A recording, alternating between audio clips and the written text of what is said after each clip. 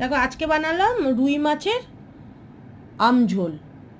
একটু টক টক হবে গরমকালের জন্য, বেশ ভালো লাগবে আর কি এটা দিয়ে খেতে।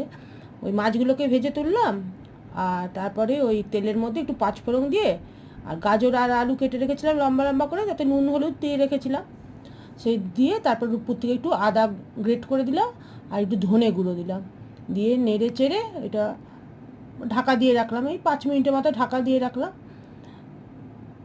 তারপরে 5 মিনিট পর ঢাকা খুলে ওই জল দিলাম 1 বাটির মতো, যার যেরকম জলের মানে ঝোলের প্রয়োজন সেরকম দেবে। দিয়ে তারপরে ঢাকাটা খুলে খানিকক্ষণ পরে যখন সিদ্ধ হয়ে গেল ওটা, ওই আম কেটে রেখেছিলাম কয়েক টুকরো, সেই আম দিলাম আর কাঁচা লঙ্কা দিলাম, ঝাল যে যেরকম ঝাল খাও সেরকম কাঁচা লঙ্কা দিলাম, আমরা খাই যেরকম সেরকম দিলাম। মাছগুলো যে ভেজে রেখেছিলাম দিলাম, আর একটু চিনি দিলাম, যেহেতু টক টক হবে একটু ব্যালেন্স করার জন্য একটু চিনি দিলাম। তারপর ব্যাস দেখো খেতে